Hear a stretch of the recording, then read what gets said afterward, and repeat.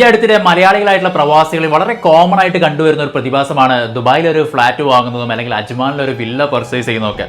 ഇതിന് പിന്നിൽ ഒരു പറ്റം ആളുകളുടെ ഉദ്ദേശം എന്ന് പറയുന്നത് അവരുടെ റിട്ടയർമെന്റ് ലൈഫും അല്ലെങ്കിൽ അവരുടെ കുട്ടികളുടെ ഹയർ എഡ്യൂക്കേഷനൊക്കെ പ്ലാൻ ചെയ്യുന്നത് തീർച്ചയായിട്ടും വിദേശത്ത് തന്നെയായിരിക്കും.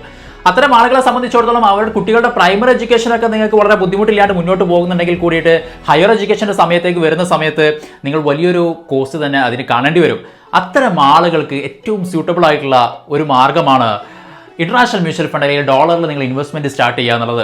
അത്തരം ആളുകളെ സംബന്ധിച്ചിടത്തോളം നിങ്ങൾ ഡോളറിൽ മ്യൂച്വൽ ഫണ്ട് സ്റ്റാർട്ട് ചെയ്യുന്ന സമയത്ത് ഡോളർ പോലുള്ള സ്ട്രോങ് കറൻസിയിൽ നിങ്ങൾക്ക് ആ ഒരു റിട്ടേൺ നിങ്ങൾക്ക് എടുക്കാനും സാധിക്കും. അതുപോലെ തന്നെ ₹1 പോലും ടാക്സ് കൊടുക്കാനുള്ള വളരെ പ്രധാനപ്പെട്ട അഡ്വാൻറ്റേജ് ആണ്.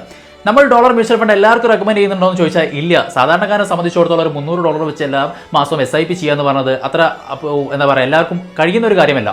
എന്നാൽ ഒരു മിഡിൽ ക്ലാസ് അല്ലെങ്കിൽ കുറച്ചും കൂടെ ഒരു മെച്ചപ്പെട്ട സാലറി ഒക്കെ ഉള്ള ഒരു വ്യക്തിയെ സംബന്ധിച്ചിടത്തോളം അവർ തീർച്ചയായിട്ടും ഒരു ഗ്ലോബൽ ഡൈവേഴ്സിഫിക്കേഷൻ നടന്നത് അവരുടെ പോർട്ട്ഫോളിയോയിൽ എത്രയോ നല്ല കാര്യമായിട്ടാണ് നമ്മൾ കാണുന്നത്. നിങ്ങളുടെ സ്വന്തം റിട്ടയർമെന്റ് അല്ലെങ്കിൽ നിങ്ങളുടെ കുട്ടിയുടെ ഹയർ എഡ്യൂക്കേഷൻ ഇത്തരത്തിൽ ഏത് ഫൈനാൻഷ്യൽ ഗോളുകൾ നിങ്ങൾ വിദേശത്ത് പ്ലാൻ ചെയ്യുന്നുണ്ടെങ്കിൽ ഡോളറിൽ ചെറിയ രീതിയിലെങ്കിലും ഒരു മ്യൂച്വൽ ഫണ്ട് ഇൻവെസ്റ്റ്മെന്റ് സ്റ്റാർട്ട് ചെയ്തിട്ട് നിങ്ങളുടെ ആ ഒരു ഫിനാൻഷ്യൽ ഗോളിലേക്ക് എത്തിപ്പെടുക എന്നുള്ളത് വളരെ വളരെ അത്യന്താപേക്ഷികമായിട്ടുള്ള ഒരു കാലഘട്ടത്തിലാണ് നമ്മൾ ജീവിക്കുന്നത്. അപ്പോൾ കൂടുതൽ വിശദാംശങ്ങൾ നിങ്ങൾക്ക് അറിയണമെങ്കിൽ എങ്ങനെയാണ് നിങ്ങളുടെ പോർട്ട്ഫോളിയോ സെറ്റ് ചെയ്യേണ്ടത്, എൻ്റെ റിസ്ക് പ്രൊഫൈൽ അനുസരിച്ച് നിങ്ങളുടെ ഫൈനാൻഷ്യൽ ഗോളിലേക്ക് എങ്ങനെ എത്തിക്കാൻ പറ്റും, ഇത്തരത്തിലുള്ള കാര്യങ്ങളൊക്കെ പ്രോപ്പറായിട്ടുള്ള ഗൈഡൻസ് എനിക്ക് തരാൻ നിങ്ങൾക്ക് സാധിക്കും. അപ്പോൾ കൂടുതൽ വിശദാംശങ്ങൾക്കായിട്ട് താഴെ കാണുന്ന കോൺടാക്ട് നമ്പറിൽ നിങ്ങൾക്ക് ബന്ധപ്പെടാവുന്നതാണ്.